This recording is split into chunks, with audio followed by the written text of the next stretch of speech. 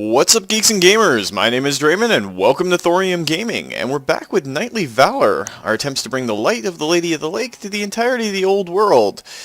And we've been pushing into Louen to try and deal with the Wood Elves, and their impressively large army stacks here. It's not been too easy. While I'm thinking about it, Lady Janice has a level that we can do while I'm talking about everything that we have been doing. Just give her evasion.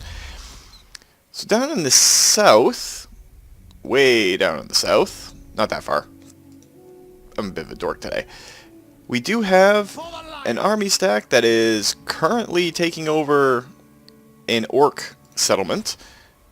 We've been pushing to try and get Lord Aitadon to a place where he is able to take on the pirates that will come with the Skull Reef, and we can actually send him out this time to get there. So we will send him out to help deal with some of these. I mean, there's ways to deal with the pirates and everything, and they're fairly, I don't want to say easy, but there are ways to deal with them, and if we can get some more income coming in. And that's why I kind of started at the Waterfall Palace. If we go in and start the fields, and then eventually we get the weaving house, we can actually go up to both the water wheel and the storehouse. They're not really showing us a whole lot, but it's only the third level that kills all of the other other side, the industry or the fields income. So if we go to level 2 on both of these and have the water wheel and the storehouse, we can turn the Waterfall Palace into a place that's just generating income for us, which will definitely help. And of course, our paladin that's over here scouting, we don't really need to move or anything like that. Now what I'm thinking about doing is combining all of the forces in these armies into Muffin's stack, and then setting them out. We do have Chaplain and Phoenix up here, but we have to get them reinforced. They're not exactly in the greatest shape, especially if we're going to go after Val's Anvil. Its garrison is significant, to say the least, and it does have Drementfh there with Sisters of the Thorn, which are not easy to deal with. So we're just going to let the other nations go and see what they do. Figure it all out. Now, Furix is back up and running. He's going to go do some scouting and some other stuff for us. It should help.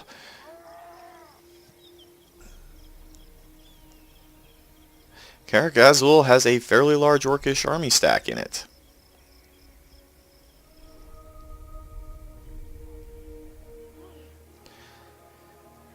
Of course, the Empire is the strongest faction right now.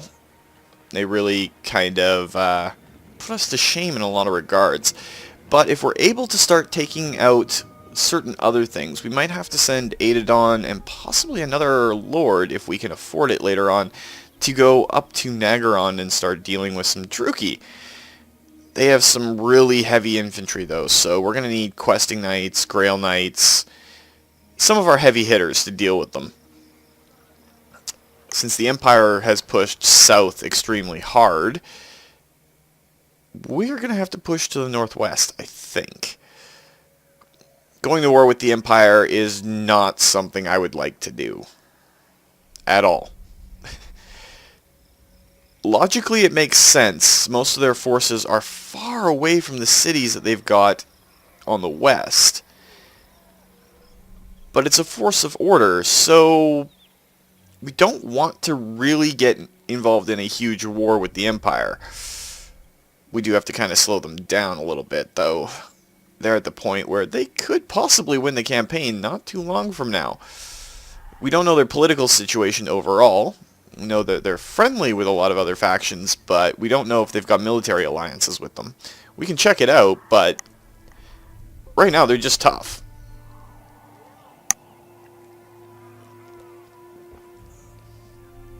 And the fact that they're able to just shrug off greenskin legendary lords is a little worrying. It's not entirely out of place. And the orcs are still picking at us a little bit. So where is Mash going? He's going to try and ambush.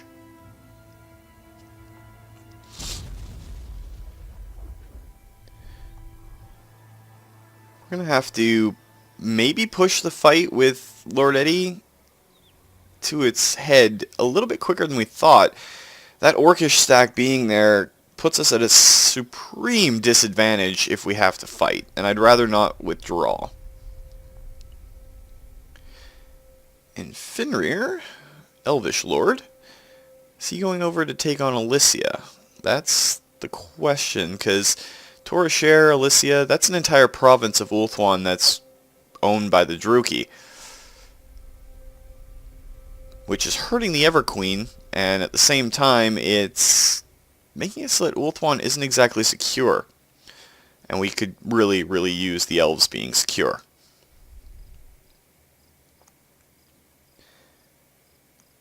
Of course, we still have to figure out what the Knights of Origio and Khemri are going to do over Xandri. They've been going back and forth a little bit, and it's been a little weird. You come to Bretonia, stranger. I am its king. Let us hope you... We're not signing a non-aggression pact with the undead. It may come a point fairly quickly that we have to deal with a lot of the Tomb Kings, so we'll see how it is. And Aitadon just got sea legs, so that's motion for him on the ocean. That sounded incredibly weird. And Sir Ahriman has gained a level, so we'll give him another point in full plate, since he's helping out Lord Eddie anyway. How many more turns is it before this place suffers attrition? 4, but we may have to deal with it regardless. And it's our PC. We're going to get him another rank and scarred veteran, make him really hard to kill. But the big thing is we're going to use Aitadon. My reputation precedes me. So we're going to sail to the wreck, and we're going to have to fight this battle. It's Druki, not undead, so they do have a black dragon, and that's going to be the big thing that we have to deal with. We don't have many archers, but it should be okay. So let's just jump right into it and see what Lord Aitadon can do. If it's all Druki that are all on the ocean now and not the pirate coasts, which may be the change for this because we started this playthrough before the Vampire Coast DLC, so it could all be just Druki on the ocean. What we're going to do is set up our infantry line across here. The Grail Relique in the middle.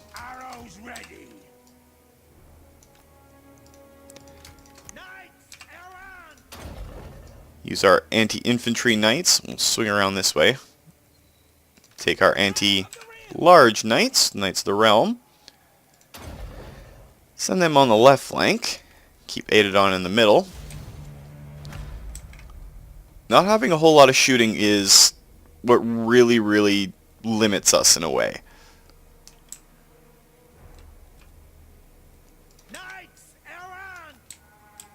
So this could go one of two ways. We could either have something incredibly successful or incredibly bad.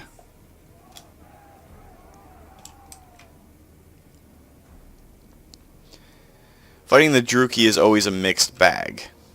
Ready to loose, doing our duty. Battle pilgrims! Quickly, lads! We're going to advance though and see what we can do about getting into combat as quickly as possible. I don't want to sacrifice the charge here, so hopefully we can slip underneath these guys. Slay them! Understood! With haste! Let's have our Knights of the Realm come in from behind. For the lady! Who, men? For the lady! Battle calls! Bretonians, attack! Right now it's pretty much just see what we can do to hold on to this. Down!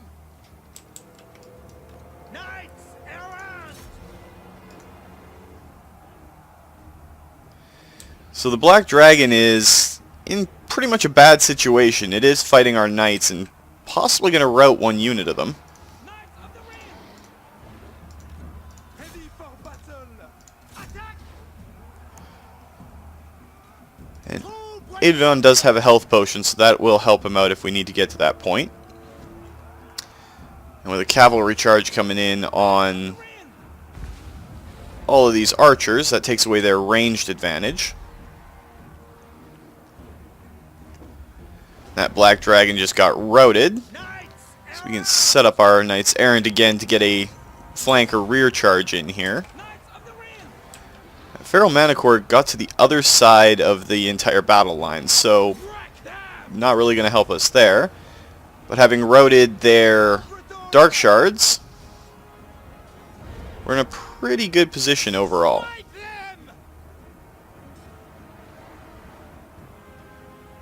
Ready for the charge, knights!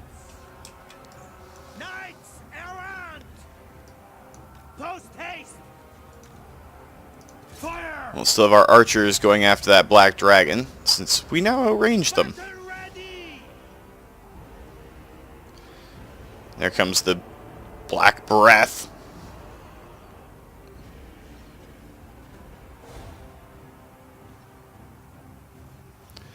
If he drops back into melee combat... Oh, we have completely routed the Black Dragon and the rest of the Druchii forces, so there's a win for us. That went far easier than I thought it was going to. But, again, that's not a skull reef, that's just a... shipwreck? Remnants of battle? Something along those lines.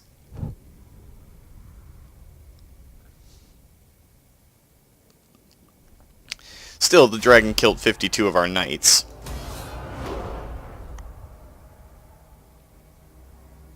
Very well, I go. So lost convoy for 8,000 Strength and wisdom are- crowns. And Lord Aitadon, we can probably get you your Barded Warhorse now. Which is only right and proper, seeing as you are a Bretonnian lord. So if we upgrade our to a Cathedral of the Lady, we can get Grail Guardians, but they're not really the same as Grail Knights. It's a pretty tough call. But for our long-term investment, we're going to grab the Weaving House, the Windmill, and then on our next turn when the Weaving House is done, we'll grab the Tailor Shops, or the first level of it. Defender of the weak. I shall be discreet. That was kind of a failure for our inherited Paladin. Now, Iron Rock and Barag Dwazbag. If we go in here and put a tap room in, should, in theory, help out a lot, and we'll put some defenses there. I do want to hang on to both of those facilities, if you want to call them facilities. Sonia! The lady But the big part here is we are going to go in and we're going to fight out against Smorbits. And they got some big ones, Orc Boys, and Goblin Archers. So we'll see how this one goes. I don't want to leave that army exposed. We can't afford to lose Lord Eddie right now. Can't really afford to lose him in general, but if we can fight this out and win significantly, then it gives us a major advantage in the region. Gives us a place to hold at pretty much all costs. Now, it's a nice open field, which is fantastic for us. So let's set up our Foot Squires as our center. And we'll set up the rest of our infantry where there's some scrubland and everything. This center section's a little bit weak. Peasant bowman! And we'll have our Flame Archers set up. And we'll put Ahriman in with the Pullman. Well, above the Pullman, since he has a Pegasus. And Eddie can be in the center. We'll take our Knights Errant and we'll put them off to our flank. Because they're going to be dealing with pretty much all of the negativity that we have to deal with. And we'll keep our Trebuchets in the center. So it's pretty much going to be managing our Knights for either a flank or a rear charge. And hopefully dealing with whatever these orcs can throw at us. Considering we're tossing pieces of masonry at them already. Loyal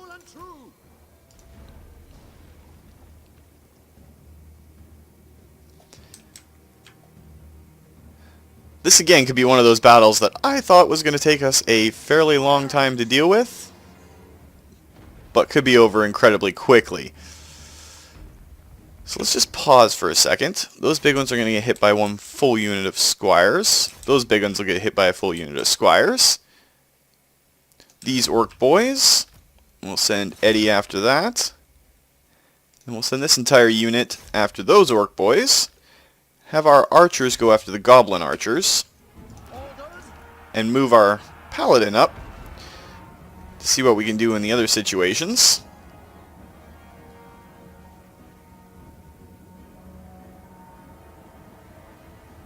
Battle ready! The lady wills it! At once! Take the ground! Remember your vows! Smite them! It's pretty much a matter of just getting that first flank charge or rear charge off with our knights.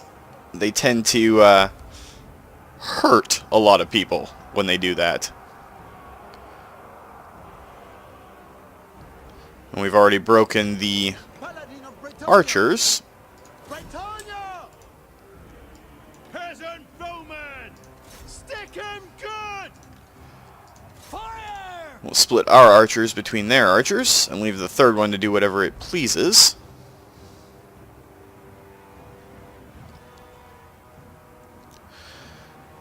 Yeah, this is turning into one of the ones where I thought it was going to be a big deal, but it looks like it really isn't. We've already got a set of big uns completely routed.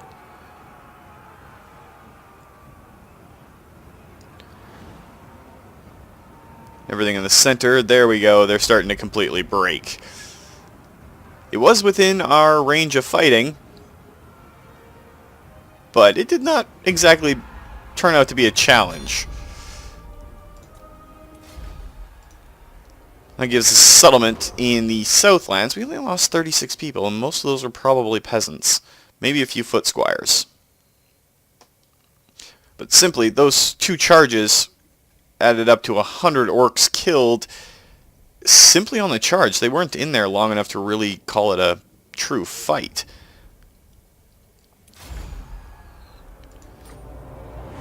And we'll occupy it. There's an armor of fortune. Blessings of the lady be So, upon you. Lord Eddie, we'll give you a barded warhorse. Route Marcher can come later.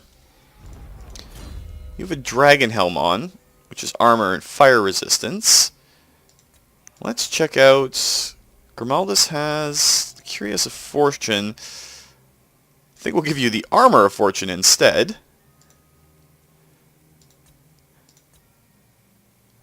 And Phoenix, you have Gambler's Armor, which gives you the ward save that we want. It's our no-name Paladin. Pretty much everybody is rocking some good armor. We'll give you the Curious of Fortune, which makes more sense. Dame Yelena. That'll sort out a bunch of the things that we have to do.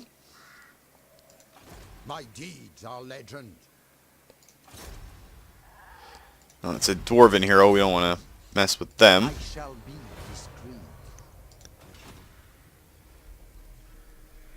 That looks like pretty much it for this turn. We have kind of been neglecting our settlements overall. We should probably look into getting them up a tiny bit. While Lord Aitadon is dealing with the things on the water, we can deal with them. We can actually send him at full speed towards Lyonesse, so you can get in there, regen a little bit, and then move on. Castle Artois, we don't really have a specialist building that we can deal with, so not really much point in upgrading anything else there right now. Baston hasn't, well, we probably have the population surplus to upgrade it all the way, but not the funds right now. Be taking care of a lot of our settlements as we go along, but let's just pass it over to the other nations and see what they do. And I keep forgetting to move Furix manually.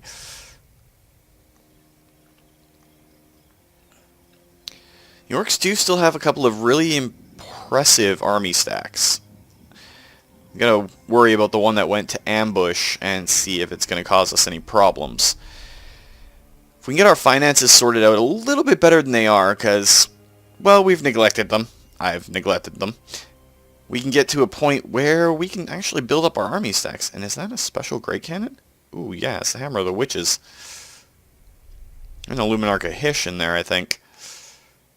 Very, very impressive stuff the Empire is rolling around with. Man, he's got 2 steam tanks at max rank? Wow, that's some impressive firepower.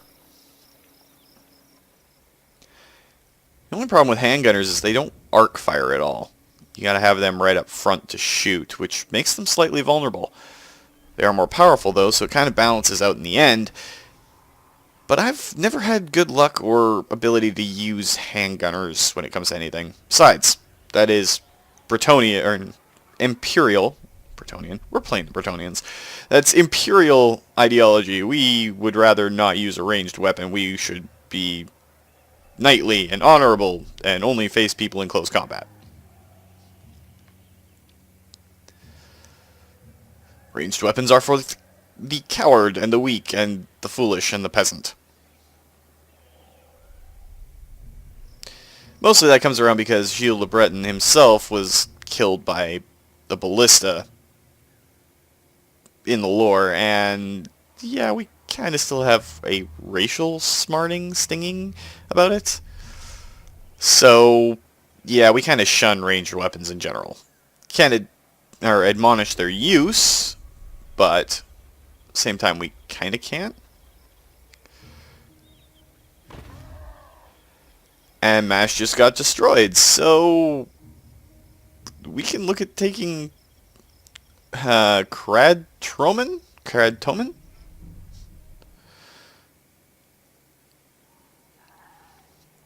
Just more settlements with more taxes.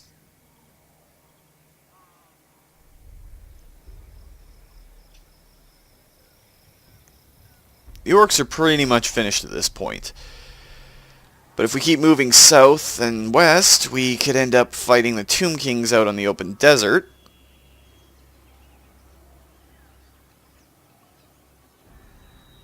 The state of our army stacks right now is not the greatest.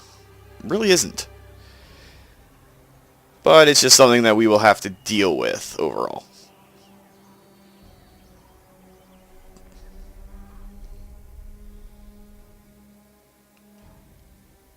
It's never a good sign when the Tomb Kings are equally powerful to you. We'll see how the battle at Zandrig plays out. Where are the Knights of Origio going?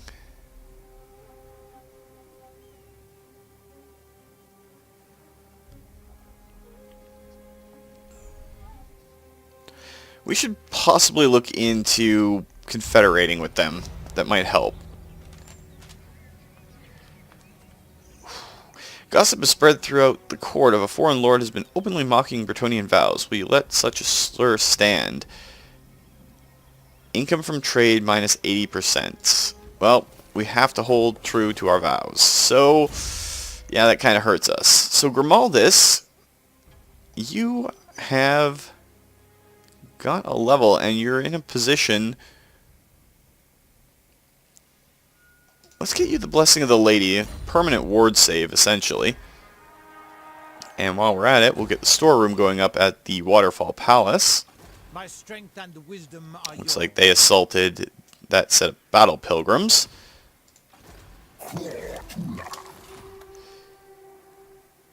Nothing really major there, but we're going to have to move Aitadon and get him out of full speed and put him back to normal. Put him in Lyonesse. I think Lyonesse has a chapel too. It's Mousselon that does. So we'll let you sit there for a turn or two while everything that you've got regens. And then we'll go after that Skull Reef. And that would be a major, major influx of cash for us. And it would allow us to get something very, very important, which is the Couronne Tournament Grounds. 1,000 gold per turn income, lots of control, and lots of chivalry. So it's essentially going to come down to you, Aitadon. It's a little bit risky in some senses, but that's fine. If we could upgrade to a Pegasus area, that would be great. We could get some Grail Knights and Pegasus Knights. It's kind of a tough call. Do we have another lord that's within range of... There's a mysterious island there. Protector of the Chivalry has no knights. Yelena only has peasants. The only one there that could do anything would be the king, and we don't want to move that army stack out of there. How's Durthu? Durthu is not reinforcing his stuff. We lost a lot of troops coming into the woods. So right now I think it's going to be down to Eddie to deal with most of the stuff that's happening down here. Let you recover some troops, and then we'll go after this other orcish settlement. But it's got a far larger garrison. Not really sure what we should do. Spite Peak has a weaker garrison. It's worth 588 a turn. My reputation precedes me. So we'll head after Spite Peak. So we'll let the other nations go and see what they get up to.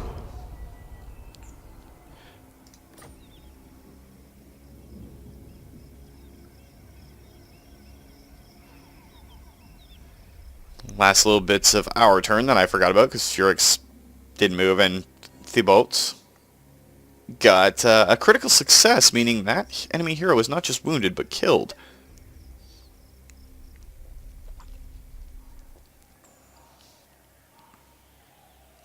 Maybe we'll let him spend points in Assassinate and see if we can eliminate all of the heroes that are within the Wood Elf armies, which will help us out greatly. Bretonnian strengths have always lied in their heroes, their paladins, their battle standard bearers, damsels and prophetesses, because it's the culture. Heroes are a big thing for Bretonnians.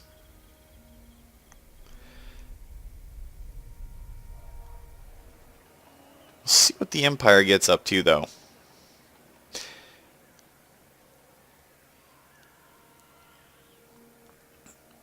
If they start getting pushed back by Norska or anything like that, well, it could be bad, it could be good. Not too sure why we haven't seen the larger threat come out, but it should. It's always a threat there. When they do, they'll probably roll through pretty hard. I've been alluding to it for a long time, but it is the forces of chaos.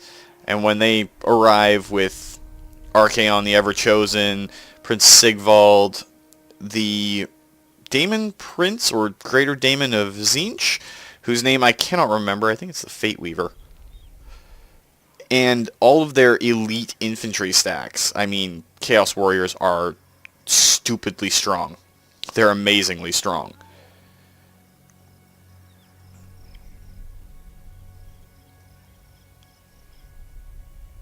But when they start rolling in, there's not a lot up there to stop them right now.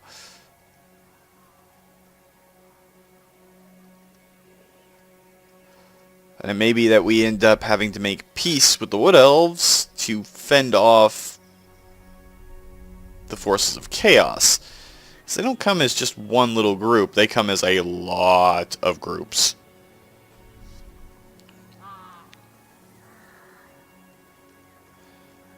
I do like the look of the Wood Elf models and characters and everything, because it fits them. Like, when Games Workshop did the design for all of their characters and different races, how do you make 3 different types of elves look different? Well, they took the standard mythos and separated them up. Your Wood Elves are definitely foresty and look like they belong in Athel Loren.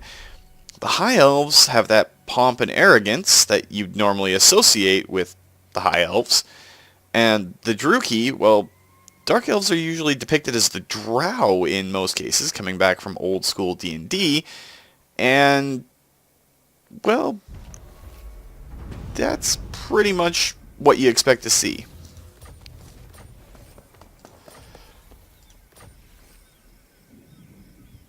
And Lord Grimaldus got Procrastinator because he's been in Athel Loren, which kind of sucks, but we can get that off of him eventually. up Thibault was assassinate. A 0% chance on that right now. My strength and wisdom are yours. Blessings of the lady be upon you. Waterfall Palace is starting to make a decent amount of coin for us. Lord Eddie, you can go after Spite Peak. For the lady. I think we're actually going to just take this fight straight up. It's the same fight that we had before. It's a little overmatched in our favor, but we're going to fight it out.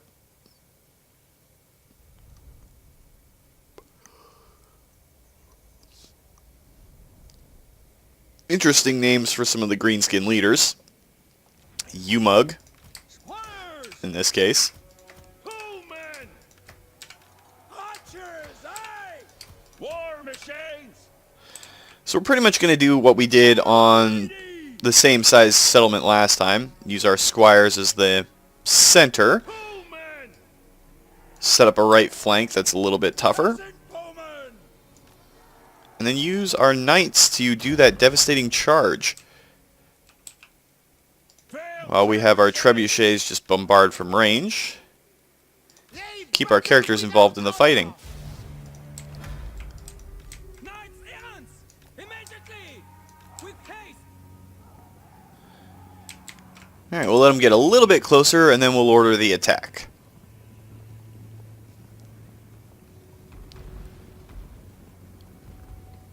Right there should be fine. So each one of the sets of squires can go after one thing. Our unit of normal infantry can go after another. We can start shooting off arrows. And just watch the carnage play out as the orcs and goblins get kind of totaled. On to glory! Arimon's going to arrive first. And Eddie is going to push out beyond the pace of our regular infantry.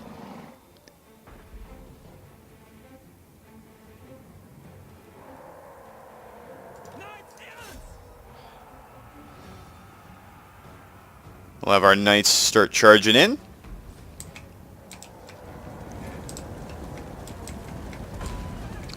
Might as well follow them.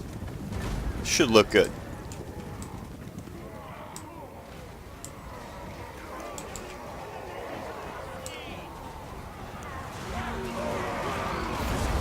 Lots of flying orc biggins. Our squires coming in.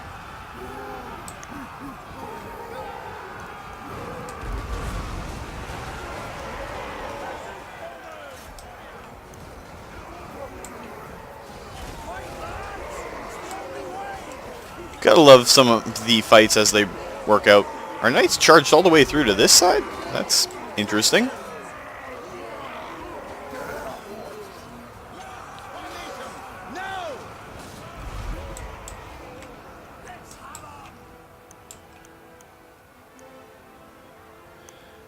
It looks like Umug has been broken already. The orcs are almost completely broken on their leadership.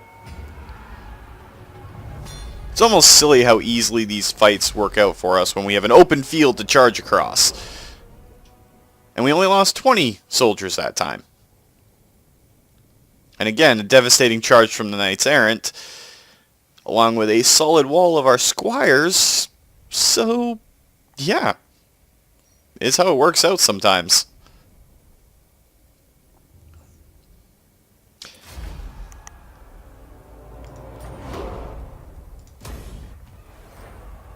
Alright, so an errantry banner, extra charge bonus. Blessings of the lady be upon Lord Eddie, we're going to give you the questing vow, actually. Make you a route marcher on your next level.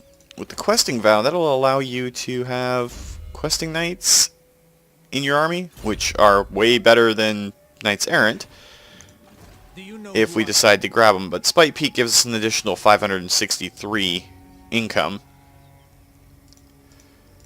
We might have to go after Karak Azul if we can build up the forces to do so, because that's a lot of enemy troops. And Aitadon, how are you doing with your regen? Just one set of Knights Errant that aren't full? It's a tough call, because the Skull Reef, if we win, it'll be a big deal. We'll have a lot of money coming in. If we don't win, well, this is basically throwing away Aitadon's entire army stack. We do have some good Knights of the Realm, though, so any large monsters that the Druki could possibly put there, we don't have to worry about too much. We'll give them the extra turn, just to be on the safe side. And while I'm thinking about it, does that allow us to upgrade anything else that'll give us income? Yes, it will. So we'll let the other nations go and see what they end up doing.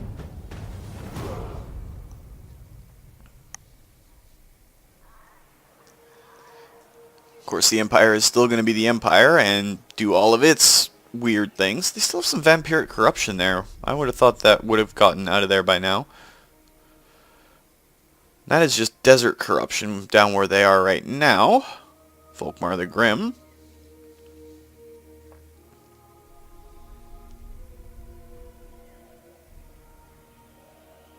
Looks like they're pulling a lot of their forces back to the north. It's at least 2 good armies that they have up there now.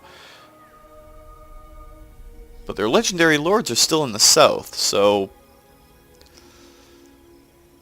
may not be entirely accurate. Unless Balthazar Gelt is going up there as well. He had a lot of rocket batteries. And there's the Emperor on his Doom Chicken. Yeah, Griffins, Doom Chickens. It's a thing now.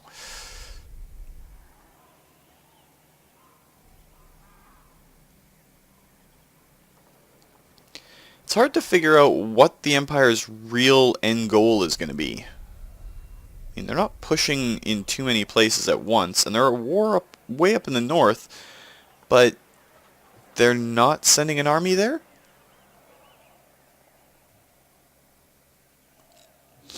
Salzman and Middenheim are pretty defensible cities, but if Norska comes in hard, Norska's going to come in hard. So we never know what we're going to see.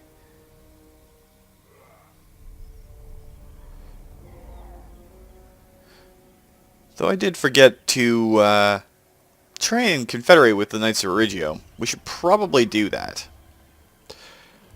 We're going to try and use them as a little bit of a buffer, but I think we need the income from their cities a little bit more than we need them as allies.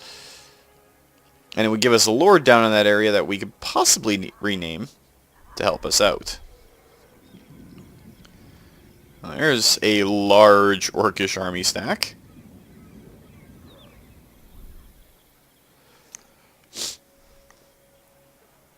Amazed that the orcs and the goblins aren't attacking the dwarves at all.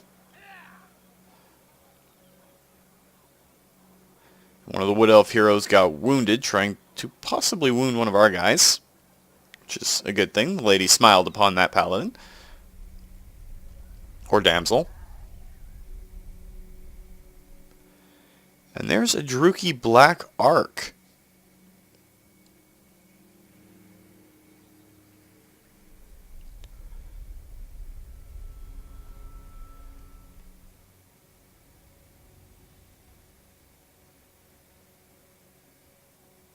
Kimry won the Battle of Zandri.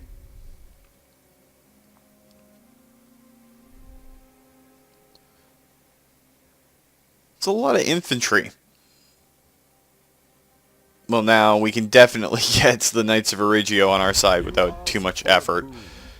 They just lost a city and their primary army stack, so they should be open to Confederation.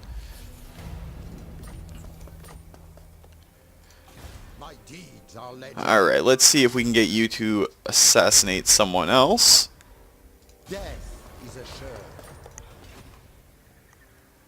We'll go in, and the Knights of Origio. Welcome to fair Britonia. And we got the coast of Araby as a full place now. And in Pyrrhus, we no longer need that. Protector of the realm. Gerard de Chastillon. We're going to rename to Lord Yogi. There's a reason for that. And he has a virtue of confidence, so that's definitely not a bad thing. Though we should probably move him My reputation precedes to Al-Haik if we can. of the weak. It's always hard to say those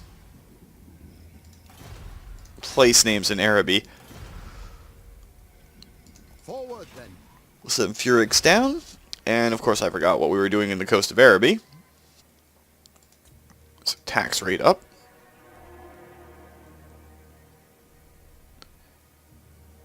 Everything's still looking pretty good. And we, of course, confederated. But I think that's actually going to do it for this week. Next week we'll send Lord Aitadon out to deal with that skull reef. And we'll possibly push harder into the forests. Just makes a little bit more sense that way, because this is going to be a long battle, regardless of what we do. So if you liked the video, guys, please consider hitting that like button. If you'd like to join up with the 232, possibly see yourself pop up in this or other Let's Plays, just hit that subscribe button. And make sure you turn your notifications on so you don't miss when a new video goes out. Remember, guys, life is a game, so play to win. And until next time, take care.